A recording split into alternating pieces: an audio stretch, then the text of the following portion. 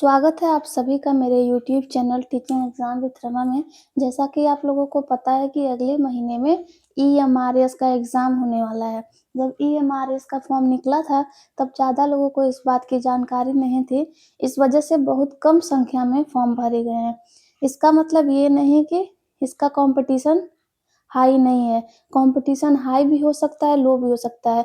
इसके बारे में कुछ कहा नहीं जा सकता। आज हम लोग डिस्कस करेंगे ईएमआरएस का एग्ज़ाम पैटर्न क्या है और उसका संभावित कट ऑफ क्या हो सकता है। एक अनुमान है, ये कन्फर्म नहीं है लेकिन एक अनुमान लगाया जा सकता है। तो ईएमआरएस का जो एग्ज़ाम होगा टायर 1 और टायर 2 में होगा।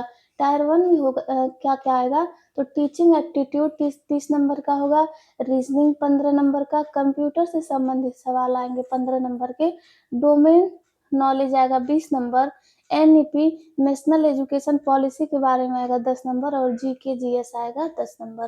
फिर आता है टायर 2 में सब्जेक्ट वाइज रहेगा, जैसे किसी का इकोनॉमिक्स, सोशियोलॉजी, हिंदी, इंग्लिश, ये सारी चीज़ें आएंगी।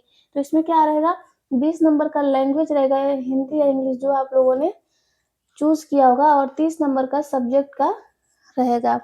पहले था इसका ज़्यादा रोल था, लेकिन इस जो ये क्वालिफाई कर लेगा वही टायर 2 में एग्ज़ाम में बैठ पाएगा। अब बात करते हैं क्या ये एग्ज़ाम नेगेटिव मार्किंग है, तो हाँ, इसमें 1/3 नंबर नेगेटिव मार्किंग रहेगी। तो अब कट ऑफ देख लेते हैं, एक अनुमान है कि इतना कट ऑफ जाएगा। पहले टीजीटी का देखते हैं, तो जनरल का जाएगा 70 से 75 स्कोर जाएगा, ओबीसी का वहीं 68 से 72, एससी में 55 से 65 और एसटी में 55 से 65। ये था टीजीटी का जो विभिन्न कैटेगरी का था, जनरल, ओबीसी, एससी, एसटी। इस नंबर के यदि आप लोग एबव है तो आप लोग सेफ है।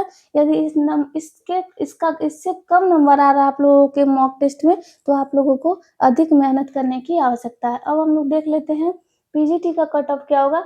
तो जनरल का हो सकता है 72 से 77, 70 से 75 ओबीसी का, एससी का 65 से 70, एसटी का 60 से 65। ये पीजीटी का था, जो जनरल, ओबीसी, एससी, एसटी विभिन्न कैटेगरी का था।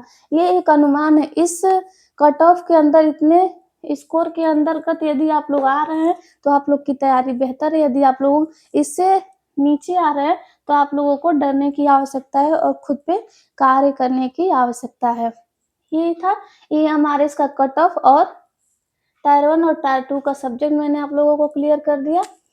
सबसे ज़्यादा आप लोगों को रीजनिंग पे ध्यान देना चाहिए। ये पक्का नंबर होता है, एक बार रीजनिंग मतलब गलत नहीं होता है, ये श्योर होता है। आई होप आप सभी लोगों को पसंद आया होगा। पसंद आए तो लाइक, शेयर एंड सब्सक्राइब करिएगा। एग्ज़ाम में कम समय है, तो इसीलिए आप लोग ज़्यादा से ज़्यादा प्रैक्टिस करिए। ज़्यादा से ज़्यादा सोशल मीडिया को अवॉइड करके अपनी पढ़ाई को प्राथमिकता दीजिए। Thank you.